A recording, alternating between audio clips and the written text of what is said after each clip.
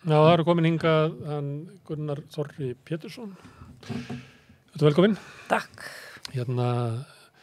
Tilefnið að ég sá að þú ætlar að halda námskeið fávitann eftir Dostojevskí og það er svo margt í þessari bók að mér langaði að fá þig til þess að spjalla við mig hana. Og inn í þessu er náttúrulega Dostojevskí og alls konar hugmyndir og Rússland og allt inn í og Pétursborg sem þú elskar. En af hverju þetta halda þetta námskeið? Jú, ég hef gert þetta núna með þessar stóru skáldsögur Dostojevskís og það hefur svona smá saman safnast hópur sem kemur aftur og aftur. Kunnin kemur aftur til þín?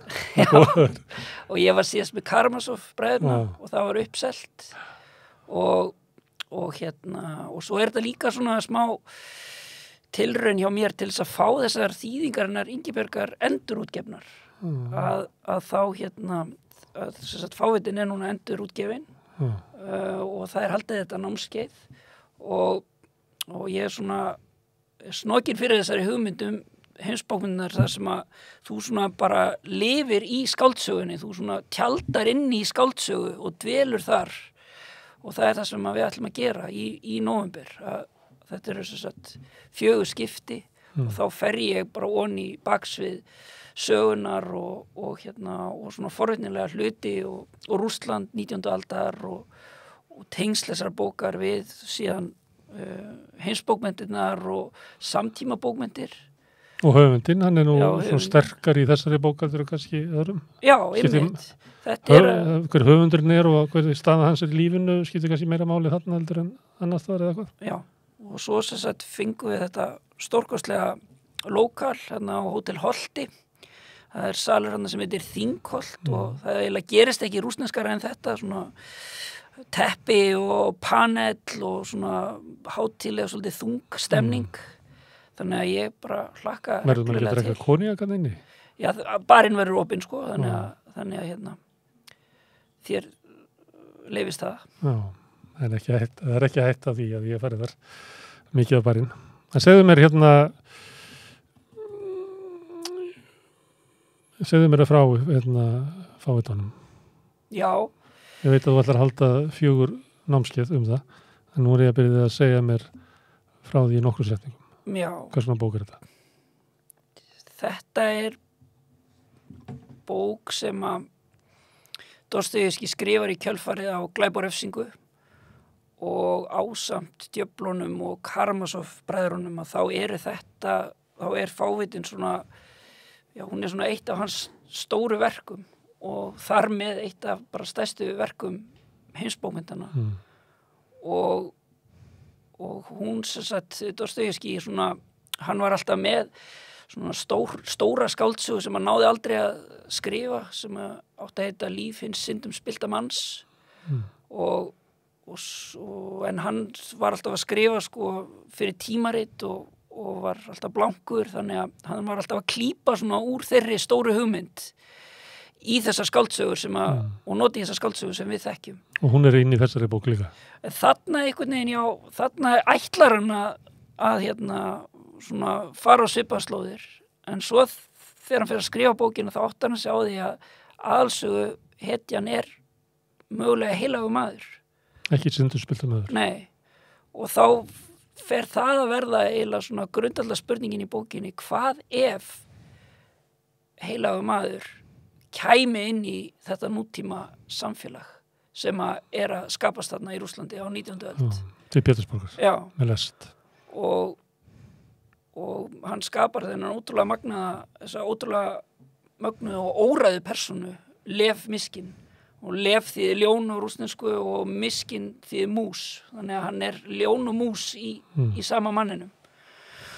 Og koma hans til Pétursborgar setur allt á annan endana því að fólk fer að tjá honum svona sín innstu leyndamál og algjörlega óumbeðið og svo sér það eftir í samstundis þegar hann er farinn byrjar það að baktala hann og Dostojevskí er náttúrulega frægur fyrir þetta að geta kafa svo djúpt onni í mannssálina og þarna fáum við samræður sem einhvern veginn bara fara algjörlega inn að kjarna þessa þversagnakennda eðlis okkar mannana og þar að auki er þetta bara ótrúlega spennandi og svona grípandi saga. Hún byrjar á því að það lest sem nálgast Pétursborg á fullri ferð og það rosalega lýsandi fyrsta setning fyrir bókina því að þetta bara frásög sem bara á fullri ferð á leiðinni inn í hjartaðir. Hjartað í mannskepnunni og í borginni eða í hjartað á lesandanum? Já, af því að Dostojevskí hann náttúrulega alveg einstaklega nútímalegur höfundur.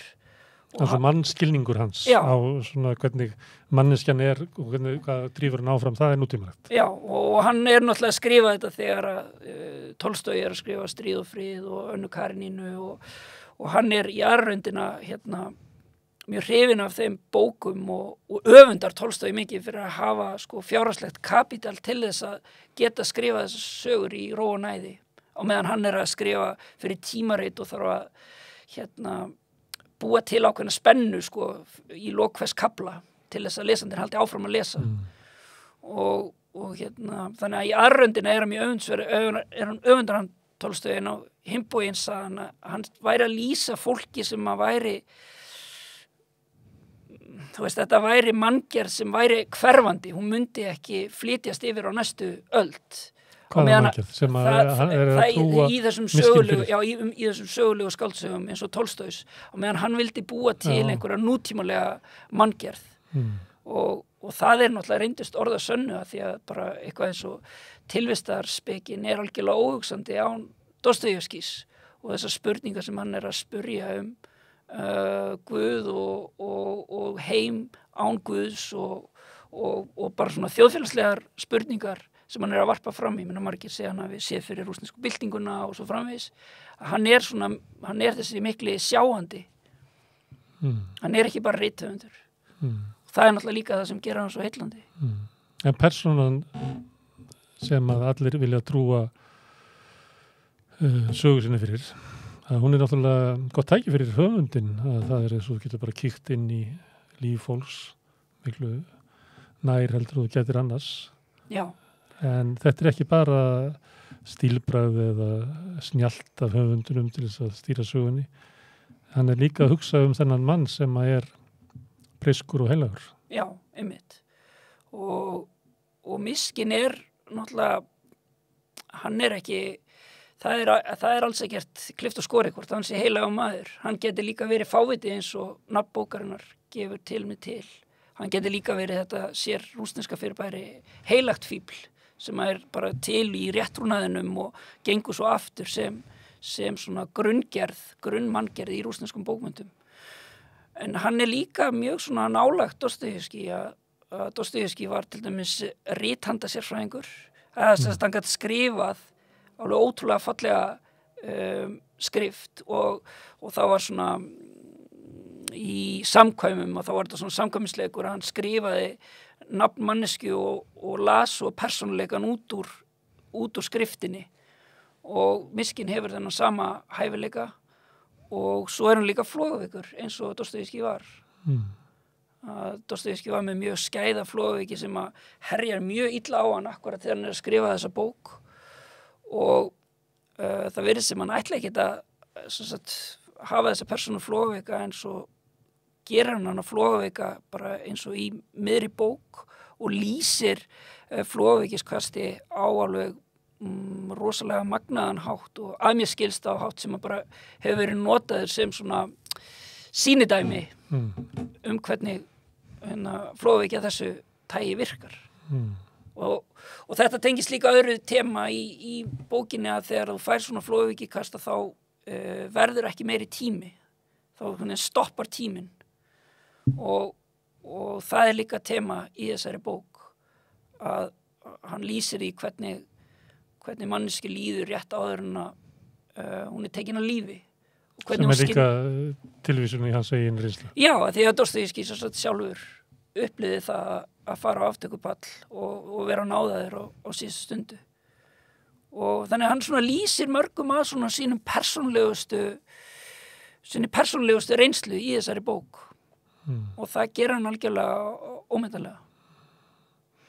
En gerir hann það ekki bara því að hann þarf að skila ykkur inn fyrir innan viku til þess að fá borgað? Nei, ég nefnilega, ég var að horfa á einhverja mynd núna í gærkvöldi og ég var skilin eftir með svo mikinn tómleika og ég einhvern veginn upplifið þetta núna bara nánast hvert einasta nútíma listaverk sem að ég einhvern veginn kynni mér að ég upplifið einhvern ótrúlegan tómleika en með skáldsögu Dostojevskís þá upplifi ég svo mikið andlegt ríkidæmi þegar ég les þær og þannig að þrátt fyrir að hann hafi verið að skrifa í kappi tíman og þrátt fyrir að hann beiti svo sannarlega jafnvel svona oft lágkúrulegum stílbröðum og leiti alveg grimt í svona frásagnagerðir glæpasöguna og slíkt til þess að einhvern veginn að krydda sögurnar sínar að þá í grunninn er þetta eitthvað miklu meira og miklu dýpra og eitthvað sem að bara heldur áfram að gefa. Ég meina, ég er búin að vera að lesa Dostojevskí bara núna í 20 og eitthvað ár og ég er ennþá að súpa af þessari lind sem að er svo heildjúp. Þannig að það er og ég hitti einhvern tíma mann bara á djamminu sko, bara klukkan 5 á kaffibarnum og hann sagði við mig bara Dostojevskí maður treystir honum og það finnst mér vera alveg ótrúlega mikilvæg punktur að þú treystir honum að því að hann fer og rosalega nærri manni og hann fer líka út í móa og hann Það er þá heilu ferð, hann er ekki að gappa þig. Já, þetta er eitthvað sönn leit og það er einhvern veginn allt lagt undir. Það sagði mér einhver maður að það lesa bók var eins og að fá að skipta haus. Þannig að það er gott að setja þennan haus á sig og hugsa eins og hann. Já, það er það. Að ganga inn í hans innri veröld. Já, og svo er þetta bara líka svo ótrúlega, já, svona djúpt bara portrétt af bara svona sálarlífi mannsins og Pétursborg kemur hana líka svo sterk inn sem er náttúrulega svo ótrúlega Dostojevskí kallaði hana meðvituðustu og afstæðustu borg í víðri veröld og það er svona ákveðin þversögn sem þessi borg er byggð á sem að gera hana svo óraunverulega og skáldlega og það kemur líka mjög sterkt fram í þessari bók. Þannig að Pétursborg er eins og stundum er sagt svona persóna í bókinni. Já, mjög djúp. Og svo náttúrulega bara koma höfundar í kjölfarið bara Tómas Mann, Guðbergur Bergsson, Halldór Laxness og svo framvegis sem að leita í þennan grunn og það er líka svo forvinnilegt að skoða það bara hvernig þeir vinna úr þessum arfi og mér langar líka til þess að koma inn á það í þessu námskeiði. Svo líka er það En er það ekki algjörlega botlaus rannsókn að sjá fyrir sér hvernig ólíkir höfundar vinna úr Dostojevskí og reynslu sína því að lesa hann? Það er bara með Dostojevskí, hann einhvern veginn sko álit rithöfund á Dostojevskí, það er bara svo það bara fyrir mér þá varpar það svo skýru ljósi á höfundana og það er svo margt sem að er hægt að lesa þar með út úr skrifum þeirra. Það er svo áhugavert til dæmis með Halldór Laxness hvernig hann dáist að Dostojevskí þegar hann er ungu maður og fer síðan svolítið svona niðrandi orðum hann seinna á lífsleiðinni og það er bara svo áhugavert að skoða þetta bara hvað hann er að ganga í gegnum fagfræðilega sem að veldi því að afstæðan hans breyti svona mikið. Og svo er það náttúrulega líka rússnesk gagnrýn umfjöllun bókmyndir sem er einstök. En þess að rússar hafa enga heimspeki hefð.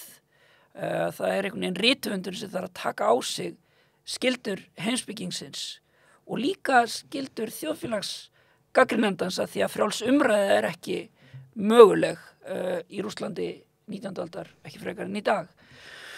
Og þannig að rithöfundurinn, þessi rithöfundur sem að skrifa í tímaritina, hann einhvern veginn þarf að skrifa skáldsögu sem að fólk límist við. Hann þarf líka að varpa fram svona þessum stóru spurningum dagsins.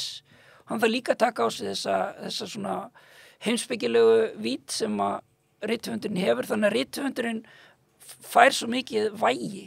Og mér finnst það líka svo áhugavert að svo kemur gagnrýni bækurnar og sögurnar og þá það líka sko undir rós umfjöllun bara framtíð Rússlands og tilvist Guðs og svo framvegis. Þannig að það líka svo forrennilegt, þessi svona umfjöllun bækurnar og hvernig þar verið að fjalla hluti undir rós.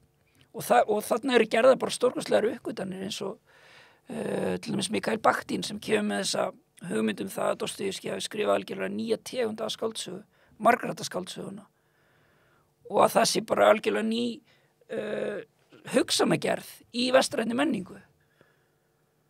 Þannig að þetta allt saman ótrúlega spennandi. En rithöfundur þarf að vera heimspekingur og samfélagsgreinir meðan hann skemmti þér. Hvernig Dostojevskí sem samfélagsgreinir? Hann alveg ótrúlega skarpur samfélagsgreinandi og þarna kemur miskin og hann bara eins og hnífur sem að fer í gegnum smjör. Hann algjörlega flettir ofan af þessu samfélagi sem að Dostojevskí tilheyrir. Hann verður einhvern veginn ótrúlega dýrmætt vopn sem að Dostojevskí notar til þess að afhjúpa samtíman. Og þannig að þarna kemur bara þá sjálfsmynd fólks í samfélaginu eða hvernig samfélagið fungerar og svo náttúrulega líka þetta með þetta sem að Rússar hafa verið að burðast með og eru enn að burðast með og það þessi spurning hlutverk Rússlands í heiminum og hvort að Rússland eigi sér eitthvað sérstakt hlutverk og Dostojevskí var á þeirri skoðun. Eins og flestir Rússar. Já, þarna fær maður líka svolítið þessi bók tala svolítið inn í samtíman að því litinu til. Þannig að Dostojevskí var mjög taldi að Rússland hefði eitthvað mjög sérstakt hlutverk og bara mjög trúarlegt hlutverk meðal þjóðana. Og hvernig þá? Já, nú verður eiginlega að fara að mæta á námskeiði, sko, til þess að ég segi þér það. Það svo margar stóra spurningar, þannig að það líka, sko, kvenfrelsis spurningin að Ingibjörg sleppi nú þeirri tilengun en bókin tilengu frænku Dostojevskí sem að því að Dostojevskí erlendis þegar hann skrifar þessa bók og hún fer að skrifa honum og þá sem sagt á að gifta hana einhverjum manni sem að hún elskar ekki neitt og kastinni fyrir einhverja hunda. Já, og Dostojevskí sem sagt algjörlega sammálenni og berst fyrir því að hún sem sagt verði ekki gift þessum manni og hann sem sagt segir henni að fara frekar í nám og leita virkilega ástarinnar og þetta endurspeglast líka í bókinni að þarna eru 3 systur sem eru komnar á giftingaaldur og þær eru einmitt að velt þarna kemur rosalega sterkt upp þessi spurning bara já, það sem sagt réttindi kvenna og Dostojevskí svona já, kemur með eiginlega svolítið kemur með svona mjög progressívan vingil á því og hann mjög merkilegur að því að hann skrifar heila bók konu, unga stúlku eða svona ævisögu unga stúlku sem bókin sem hann að skrifa áður en hann handtekinn og nær þessan aldrei að klára en það þessar rosalega svona sterku kvenpersonur í bókunum hans og í fávitanum, fávitin er alveg einstaklega ríkur af þeim. Þannig að það er bara svo margt undir. En persónan þetta heilaga fíbl í Rússlandi, þetta til víðar, svona einhver sem á pínlítið á skjön, sér það sem við sjáum ekki og kannski segir okkur frá því þannig að við skiljum það ekki alveg. Já. Er þetta fyrirbrigði til? Já, þetta er innan... Annað en minni? Já, þetta er bara mjög svona lifandi manngerð sem eins og segin bara nær alveg aftur í réttrúnaðinn og Dostojevskí, hann er alveg mjög svona meðvitað að láta okkur velkjast í vafa þetta, hvar á þessu rófi miskin er. Hvort það sé breyskur maður eða guðlúrandi. Já, en þetta nú eins og Jesú. Já, og hann tekur... Hann bæði breyskur maður og Guð. Já, og hann tekur, það líka mjög áhugavert, hvernig hann tekur sögur úr biblíunni og endur segir það bara aðeins öðruvísi inn í þessu Pétursborgar samfélagi. Þannig að hann að flytja Guð til Pétursborgar. Já, það er Jesú. Og sýnir þar með fram á bilið sem að hefur myndast á milli boðskaparins í biblíunni og bara boðskapar samfélagsins. Réttrúnaði kirkjunar. Nei, og líka bara í samfélaginu. Já. Það er allir staðir og allir tímar hefðu gott að fá Jesú í heimsókn. Er það til þess að afhjúpa samfélagið? Já, það er líka spurning hvort að við viljum fá Jesú. Það er aldrei tekið vel á mótunum. Nei, og þannig að það var alveg einn lestur á þessari bók að hann skiljir hann bara eftir sér sviðna jörð. Og þarna komum við kannski aftur að þessari margröndun skáldsögunar að skáldsagan gefur aldrei ein svör neitt, heldur gerist þetta í ákveðinni samræðu við lesandan og milli höfundar og sögupersona og lesanda. Þar verður til eitthvað samtal sem ekki að eiga með öðrum hætti. Já. Og einhver sannleikur eða eitthvað sem ekki hægt að fá með öðrum hætti. Heldur en að tjalda inn í skáldsögu allavega í 4 vikur. Já, Bakhtin segir það. Sannleikurinn skáldsögu Dostojevskí, sannleikurinn hann fyrirfinnst. Hann tilheyrir engum einum. Það er enda svolítið áhugavert. Íslensku er sannleikur eintilorð í eðli sínu, eins og mannkynssaga, sem er líka eintilorð. Samt ætti þetta í raun í eðli sínu að vera fleirtilorð. Af því að mannkynssögunar eru margar og sannleikurinn er svo margbrotin.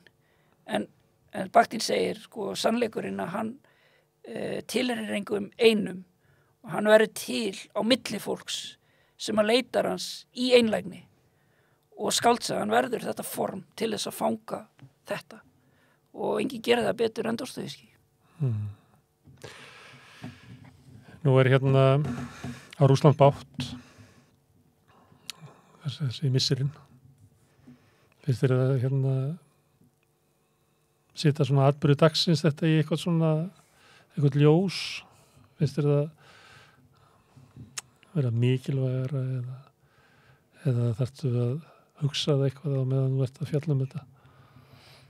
Já, ég meina þetta ár hefur bara algjörlega breytt öllu varðandi það hvernig maður talar Rússland og rússneska menningu og það er bara algjörlega óafturkræft. Þannig að þetta eru mjög svona einkennilegir tímar fyrir eitthvað eins og mig sem að hef investerað svona mikið í rússneskri menningu og bara hefur bara sett mig í mikla naflaskoðun. Þannig að og svona höfundar eins og Dostojevskí að það er bara sannarlega maður sér það í svolítið öðru ljósi núna og það verður svona eitt af því sem langar til að gera á þessu námskeiði að þetta stokkar hlutinu svolítið rækilega upp Og hvernig þá?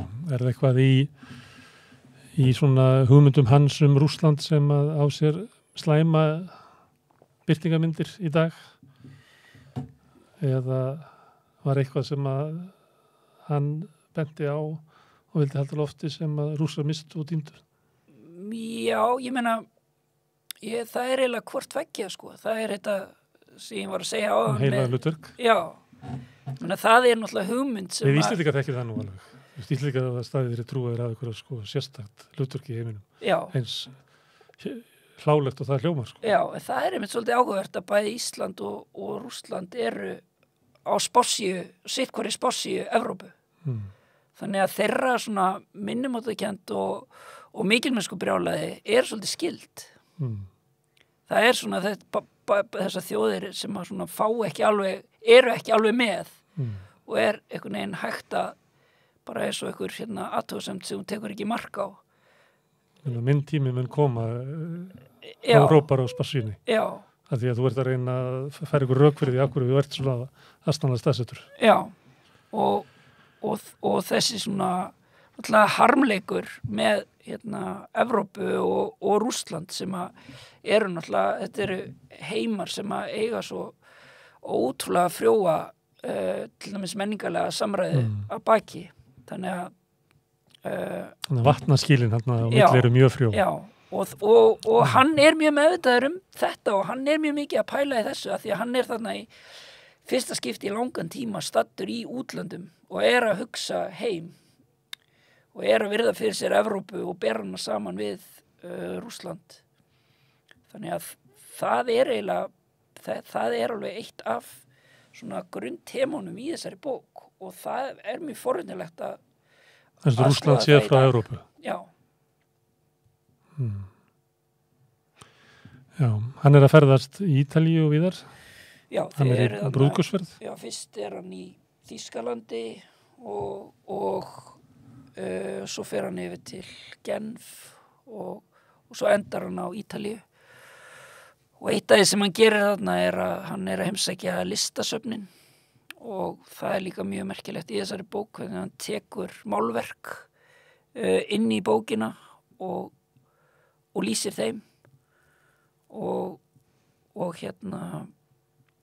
þarna er til dæmis málverk sem að heitir Dauði Krists eftir Holbein unga frá 17. öld sem að sýnir sem sagt svona Krist dáinn án nokkurs heilagleika og þetta var verk sem að hafði gífulega áhrif á Dostojevskí og hann setur það inn í bókina og það er hann 2 sögupersónur sem eiga mjög magna samtal þetta.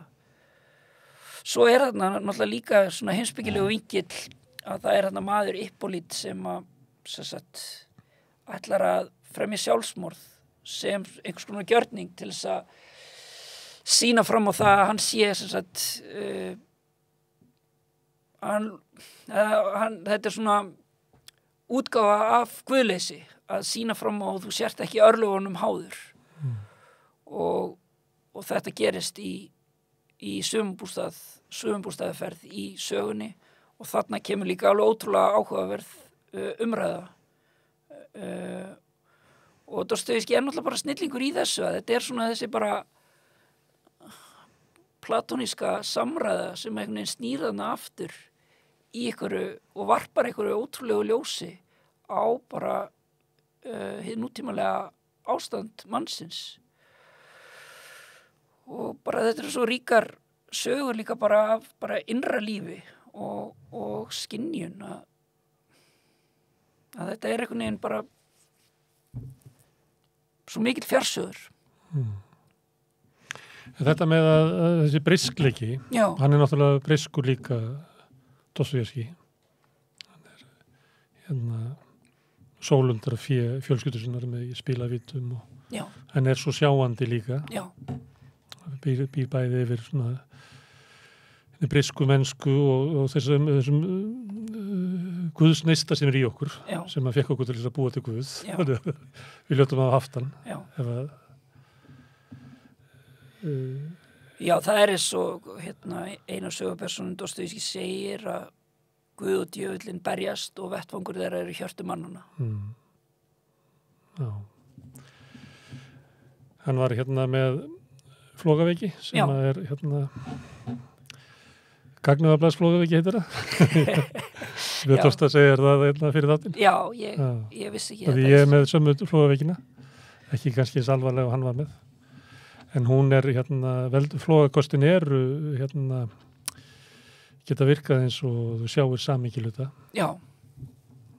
Og sumleit það augljóst af honum. Hann er eitthvað leiti eins og svona sjaman og sjáandi. Já. Dostojevskí. Já, algjörlega. Þetta ekki? Jú, hann er það. Hann er með einhverja svona náðagáfu sem er þetta sjúkdómur sem veldur því að hann sér í einni hendi ykkur samhengi í stóra hluta. Já, og þarna í bókinni er bara lýsing á svona flóðaveikikasti, bara alveg frá aðdraganda fyrstu einkennum og þetta enn og aftur er eina skiptið þar sem að við höfum svona lýsingu frá Dostojevskí og hún er ótrúlega mögnuð og já, og þetta var náttúrulega hún fjötur fót, hann var að skrifa bók og svo fær hann flóðaveikikast og það er bara svo bara allt strókist út, að mann ekki hvað personur heita og maður sér þetta stundum í bókunum hans að hann heldur ekki ákveðnum þráðum, hann missir það út úr höndunum. Þú ert eins og tölva þar sem að forritin eru bara krössuð og þú setur bara einn eftir tómur. Já. Og svo tekur það tíma að byggjast upp aftur. Já. En það er ekki endilega víst að byggjast upp með sama hætti og þú finnir alltaf þræðina sem þú tapar þér. Einmitt. Þannig er það. Einmitt. Og það er náttúrulega það sem að gerist. Þá verður líka tilvistarvitundin verður svo veik eða missir tilvistina í flóðakasti og þú situr eftir sem tóm tölva og tilvistin byggist upp að nýju. Já. Þá er kannski ekki furðuþótt að maðurinn hafi haft áhrif á svona tilvistar heimspeki því hann eiginlega upplifir þetta. Já. Að tilvistin er einhver leyti samin eða búin til eða kvik eða veik eða ekki festa. Já, ég bara get ekki orðað það betur En samt þótt þetta sé hægt að færa þetta upp svona þetta tengist flóðaveikin hans að þá er hann að fjalla raunverulega hluti eins og við erum uppbyggð. Það er ekki þannig að hann hafi séð eitthvað sem ekki var til áður út af þessu. Öll hans upplifun er byggð á menningu okkar og sjálfsskilningi. Já, svo sannarlega.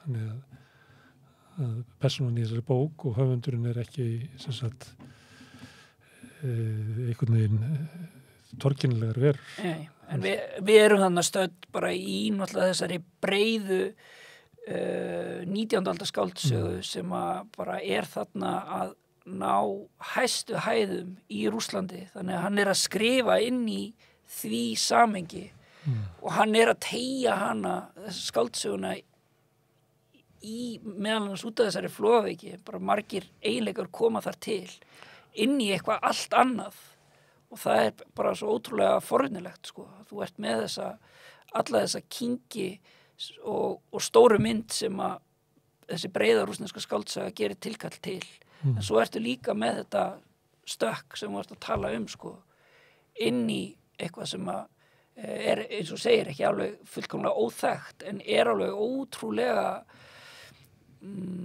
já, þannig ertu bara komið mjög djúpt inn í mannssáluna og mjög djúpt inn í það sem mun verða og svona þessir möguleikar sem síðan raungerast á 20. öldinni. Já, hann er svona sjáandi, hann sér tengingu sem við sjáum ekki. Já. Herðu, þú ert á Holtinu. Já. Hvenær er þetta? Fimmtudaginn. Og hefur alltaf verið á Holtinu með þess að... Nei, þetta er náttúrulega fyrst skipti sem ég er þar. Og ert að færað upp? Já, þetta er bara þessi maddama í Þingholdunum sem slóða þráðin til mín og ég Er það sæti laus? Já, það eru örfósæti laus. Þannig að það er bara hver að vera síðastur. Og þetta er sem sagt 4 fimmtudagar, það er 3. og 10. Svo er lestrarfrí, 17. 24. og svo líkur þessu á lýðveldisdaginn 1. des. Herðu, við mælum með því að fólk gerir nú eitthvað gott við sig í skammdeginu þegar það kemur og það er fátt betra heldur en að fylgja þér í frásögnum Dostojevskí og fá að lesa þessa bók í góðri leiðsögn. Takk fyrir að koma hingað. Rauðaborðið er búið í